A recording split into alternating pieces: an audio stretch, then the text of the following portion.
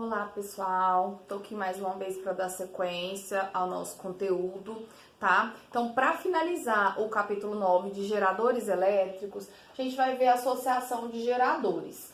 A gente já viu a associação de resistores, aqui a gente vai ver a associação de geradores. Os geradores, que a gente pode tomar como exemplo as pilhas, eles podem ser associados em série ou paralelo.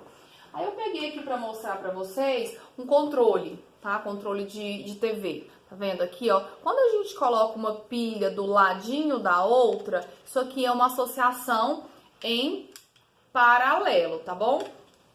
Então, a gente vai colocar uma do lado da outra, uma virada para um lado, outra para o outro, tá? Vocês sabem como é que coloca uma pilha ou pilhas. E aí, a gente tem uma associação em paralelo, tá bom? Então, a corrente vai passar pelas duas de forma paralela.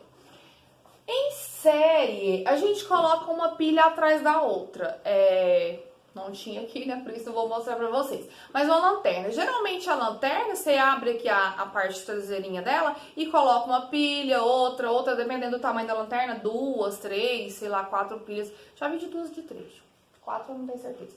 Mas assim, você abre e vai colocando. Uma após a outra é associação em série. O que acontece na associação em série?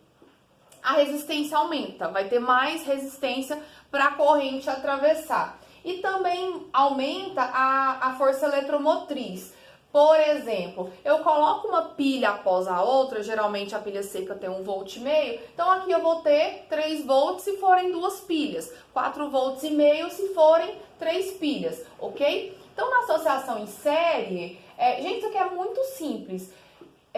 Calcule a resistência total da associação em série em uma situação que eu tenho, vou usar a lanterna com 2 pilhas, a força eletromotriz delas é de 1,5 volts, cada resistência interna é de 1 ohm cada. Pode ser igual, pode ser diferente, mas geralmente é igual. Então, 1,5 volts mais 1,5 volts, 3 volts, 1 ohm mais 1 ohm, 2 ohms. Então, a gente aumenta a resistência interna e aumenta a força eletromotriz, ok?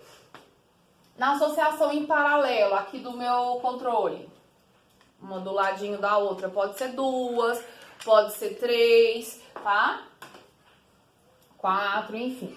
Na associação em paralelo, a resistência vai ser o seguinte, pessoal. Aqui a gente vai usar sempre o mesmo valor de resistência, tá bom? Mesmo valor de resistência para facilitar. A gente só vai fazer conta quando a gente tiver resistências iguais. Não é que é sempre igual, tá? A gente só vai usar quando a gente tiver a mesma resistência, para fazer cálculos aqui. Então, a gente vai dividir por N. O que é esse N?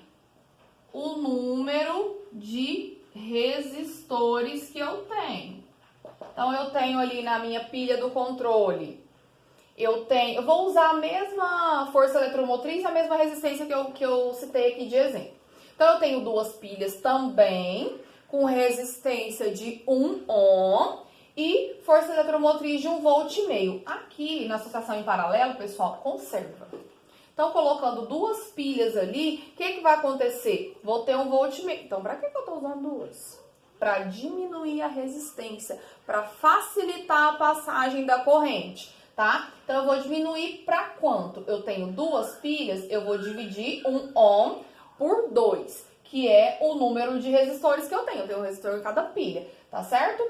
Então, é isso, pessoal. Associação em série soma, associação em paralelo divide e conserva. A força eletromotriz permanece, aqui no caso 1,5 volts, por exemplo, que eu dei. E a resistência divide pelo número de resistores que você tem. Nesse caso são 2, mas pode ter outros valores. Ainda nesse capítulo, tem lá na página 233 o estudo gráfico da potência lançada. Então, ele faz um gráfico aí,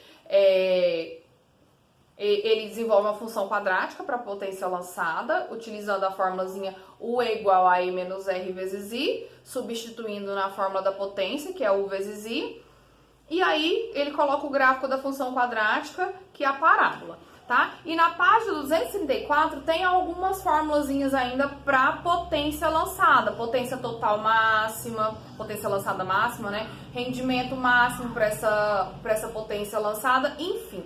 São informações que é só pra gente conhecer, só pra gente saber que tem, tá? Mas é quase que não se usa, tá? Ela é pouquíssimo usada.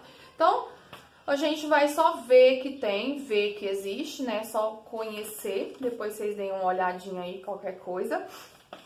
Lá na página 236, vocês podem fazer a leitura, tem uma leiturazinha interessante só para conhecimento também. Tem alguns modelos aí de pilhas e baterias, tá? Falando aí sobre as pilhas secas.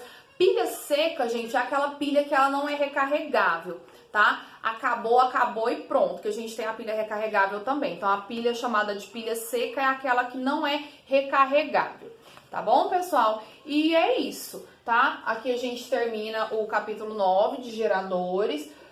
Tô mandando os exercícios para vocês fazerem. Mais uma vez eu repito, qualquer dúvida eu estou à disposição através do e-mail. Se cuidem, tá? Tchau, tchau. Um beijo, saudade de vocês.